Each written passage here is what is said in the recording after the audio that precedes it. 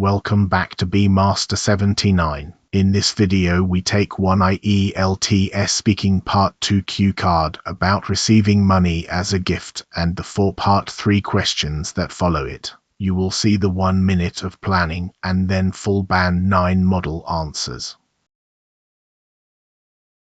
Here is the card exactly as it was printed. When it happened, who gave you the money, why they gave it to you, and how you felt about it. Read the last prompt twice. How you felt is where most of the marks are hiding.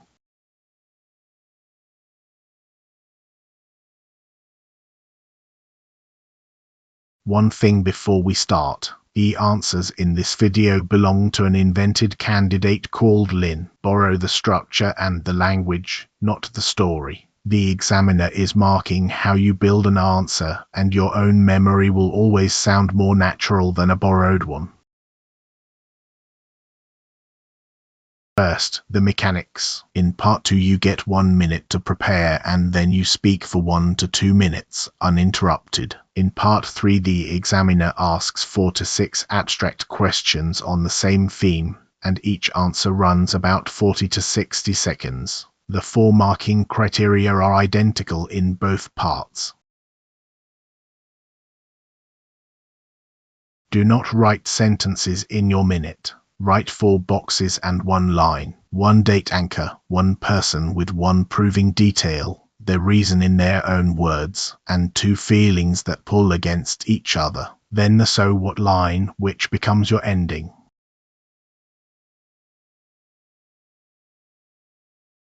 These are the actual notes behind the answer you are about to hear. 26 words on the left and target language on the right. Notice that nothing here is a full sentence.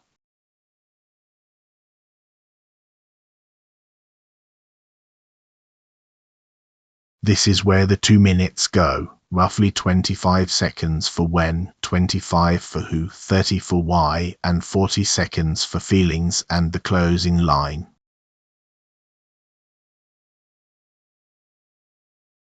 Box 1 when. I'd like to talk about some money I was given for my 18th birthday, which was about 5 years ago in the October of my final year at school. My family had never really made a fuss of birthdays, so I was expecting nothing more than a cake and a couple of candles. What I actually got was a small red envelope from my grandmother, and inside it was the equivalent of about £300, which for a teenager in my hometown was an eye-watering sum.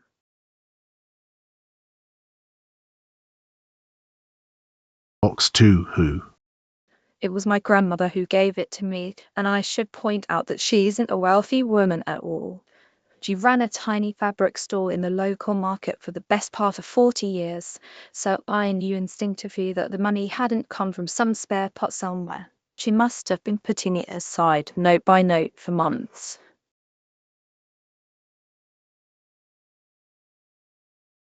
Box 3 why. Listen for the quoted line. As for why she gave it to me, she was very deliberate about that.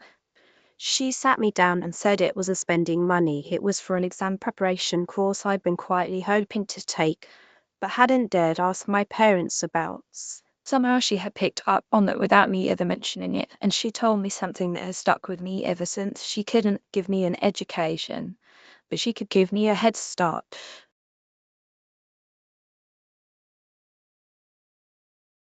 Box 4 feelings and the so what ending. In terms of how I felt, my first reaction was honestly discomfort. I felt I hadn't earned it, and I remember trying to hand the envelope back, which she found hilarious. But underneath that was an overwhelming sense of being seen, of someone paying close enough attention to know what I wanted before I said it out loud. Looking back, the gift mattered far more as a vote of confidence than as a sum of money, and I did pass the exam, which I don't think is a coincidence.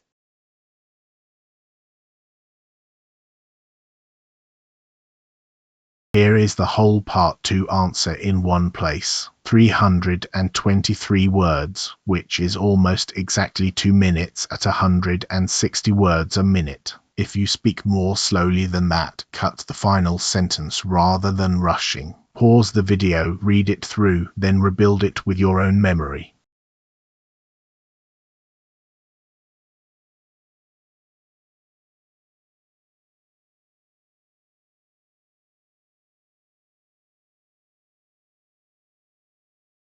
Now part 3, where most candidates lose control. 4 things change. You stop talking about yourself and start talking about people. Answers get longer, but not endless. You are allowed to disagree with the question, and you hedge on purpose because certainty is not a virtue here.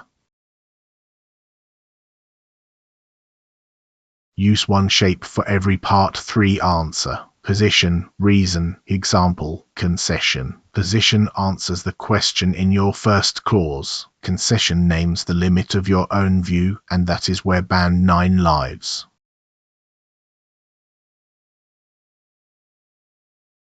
Question 1. Why do people rarely use cash now? 30 seconds of thinking. 2 causes, 1 mechanism explained, and 1 group of people.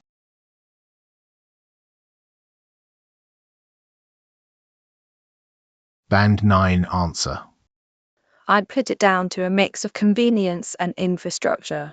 Once contactless payment and phone wallets became the default in shops, carrying notes started to feel like an extra step rather than a normal one, because you no longer have to find a cash machine, count out change, or worry about being shorts.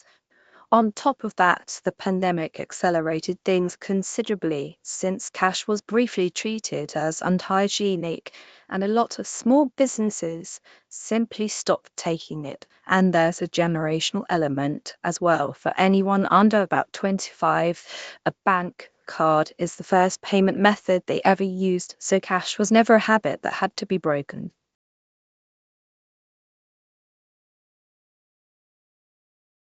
Question 2. When do children begin to comprehend the value of money? Notice the move here, split the question into stages rather than guessing a single age.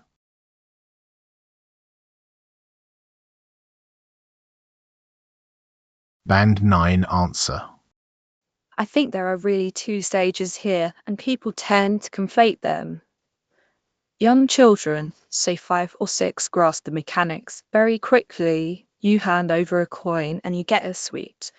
Well, understanding value in the sense of opportunity cost comes much later, probably around 11 or 12, when they start to realize that money spent on one thing is money not available for another. And I'd argue the penny doesn't fully drop until they earn it themselves.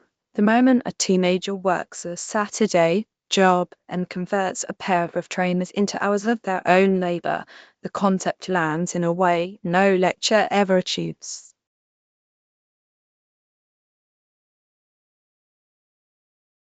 Question 3. Should parents reward children with money? This one is genuinely two-sided, so concede first, then take a side and draw a line.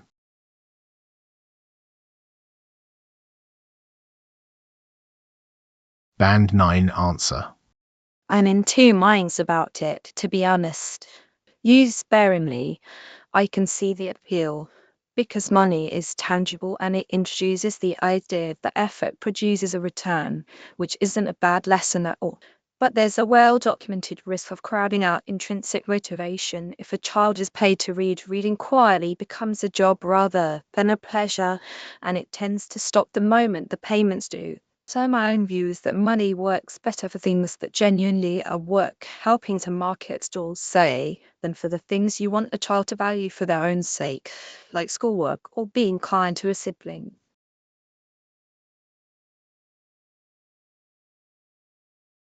Question 4. Is it good and necessary to teach children to save money? It is a two-part question, so answer both words in your first breath.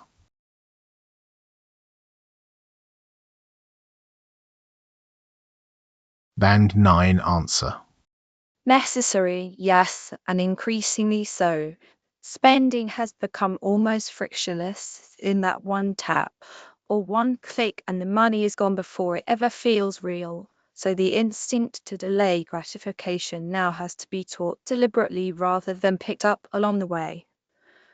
That said, I think how it's taught matters more than whether it's taught. A jar on a shelf where a child can physically watch progress towards something they chose themselves is far more effective than an abstract lecture about interest rates. And the habit compounds in every sense. The adults I know who are comfortable with money are almost invariably the ones who learn to wait for things as children.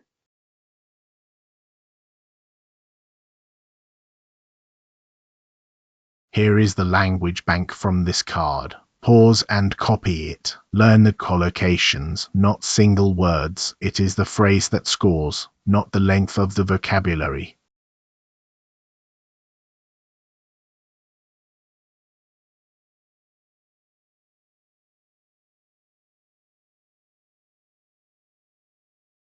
Why we assess these answers at Band 9 criterion by criterion. Band 9 here is our own quality assessment against the public ielts band descriptors. It is not a certified examiner score, and no model answer can guarantee a band.